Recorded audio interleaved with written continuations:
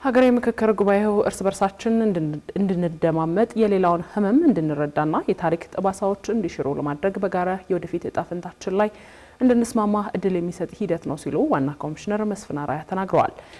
የተከማቹና ለዘመናት የዘለቁ የፖለቲካና ሌሎችም ጥያቄዎች የፈጠሯቸው ችግሮች የዜጎችን ሰላምና የሀገር አንድነትን እየፈተኑ እንደሆነም ዋና ኮሚሽነሩ ተናግረዋል። ለዚህም መፍትሄው ታማኝ፣ አካታች፣ ግልጽና ሳይንሳዊ የሆነ ምክክር ማካሄድ ብቻ ነው ሲሉም አጽንኦት ሰጥተዋል። ዋና ኮሚሽነሩ ያደረጉትን ንግግር እንደሚከተለው ሊያከብሮም ታቀርበዋለች።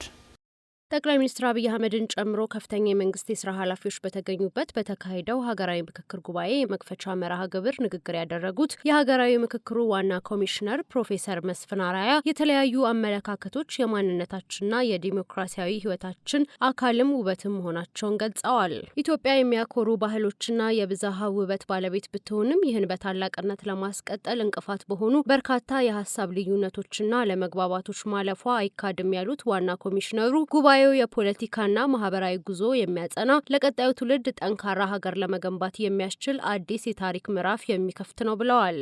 ይህ ጉባኤ የሀገራችንን የፖለቲካና የማህበራዊ ጉዞ አቅጣጫ የሚያቀና ለቀጣዩ ትውልድ ጠንካራና አስተማማኝ ሀገር ለመገንባት የሚያስችል አዲስ የታሪክ ምዕራፍ የሚከፍት ነው። ሀገራችን ኢትዮጵያ የረጅም ዘመን ታሪክ የሚያኮሩ ባህሎች የብዝሃነት ውበት ቅድም እንዳስተዋል ነው ባለቤት ብትሆንም ይህንን ታላቅነቷን በዘላቂነት ለማስቀጠል እንቅፋት በሆኑ በርካታ የሀሳብ ልዩነቶችና አለመግባባቶች ውስጥ ማለፏ አይካድም። የሀሳብ ልዩነቶች በራሱ ችግር አይደለም ያሉት ዋና ኮሚሽነሩ ችግር የሆነው እነዚህን ልዩነቶች በምክክር ፈንታ በግጭት በመገለል እና በኩርፊያ ወይም በኃይል ለመፍታት ሲሞከር ነው ሲሉም አመልክተዋል።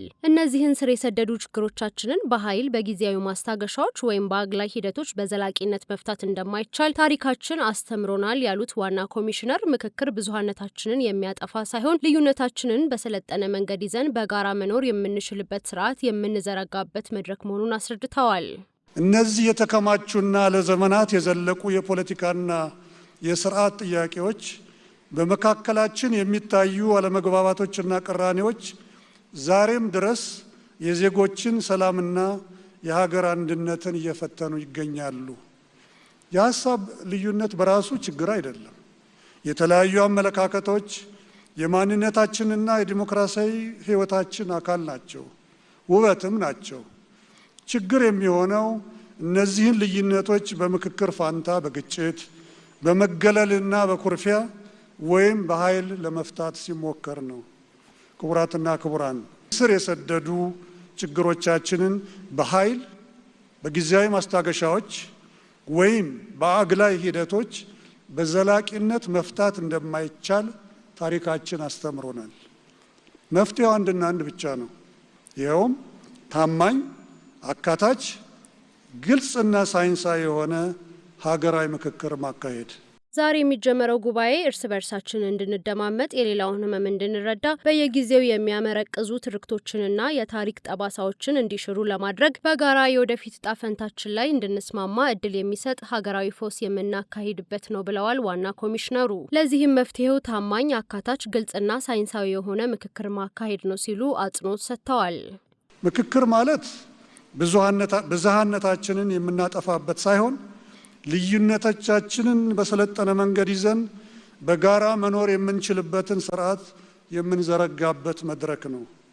ዛሬ የምንጀምረው ጉባኤ እርስ በርስ እንድንደማመጥ፣ የሌላውን ህመም እንድንረዳ፣ በየጊዜው የሚያመረቅዙ ትርክቶችንና የታሪክ ጠባሳዎችን እንዲሽሩ ለማድረግ በጋራ የወደፊት እጣ ፈንታችን ላይ እንድንስማማ ትልቅ እድል የሚሰጥ ሀገራዊ ፈውስ የምናካሄድበት ነው። በዜጎችና በመንግስት እንዲሁም በልዩ ልዩ የፖለቲካ ኃይሎች መካከል አዲስና ጠንካራ እምነት እንድንገነባ ይጠበቃል።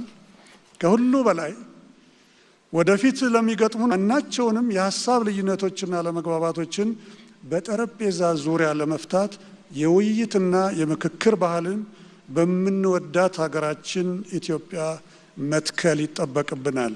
ኮሚሽኑ በየደረጃው ሰፊ አጀንዳ ማሰባሰብ ስራዎችን ለህዝቡ ግንዛቤ መፍጠር ስራ መሰራቱንና በአጠቃላይ ከተቋቋመበት ጊዜ ጀምሮ በርካታ ስራዎችን በመስራት ለዛሬው ታሪካዊ ጉባኤ መድረስ መቻሉን ዋና ኮሚሽነር መስፍን አርአያ የገለጹ ሲሆን ከጉባኤው የምንጠብቃቸው ውጤቶች የሀገራችንን ዕጣ ፈንታ የሚወስኑ ናቸው ብለዋል። የጋራ መፍትሄ በማስቀመጥ ዘላቂ ሰላምና መረጋጋትን ማስፈንና የውይይትና የምክክር ባህልን በኢትዮጵያ መትከል ይጠበቅብናል ያሉት ዋና ኮሚሽነሩ ከጠበበ የቡድንና የግል ፍላጎት ወጥተን ለሀገር ሰላምና ለቀጣዩ ትውልድ ዕጣ ፈንታ ስንል በቅንነት በሐቀኝነት እንድንመክር ሲሉ አሳስበዋል።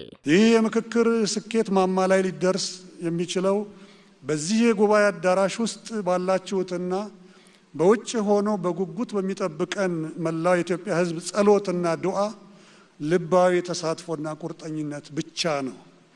ሁላችንም ከጠበበ የቡድን ወይም የግል ፍላጎት ወጥተን ለሀገር ሰላምና ለቀጣዩ ትውልድ ዕጣ ፈንታ ስንል በቅንነት በወደ ሰፊነት በሐቀኝነት እንድንመክር ጥሬን በአክብሮት አቀርባለሁ። በዚህ የምክክር ሂደት ያለንበትን ቀይ ሳይሆን ትልቋን እምዬ ወይም አዴ ኢትዮጵያን ማዕከል እንድናደርግ አሁንም በታላቅ ትህትና እመክራለሁ።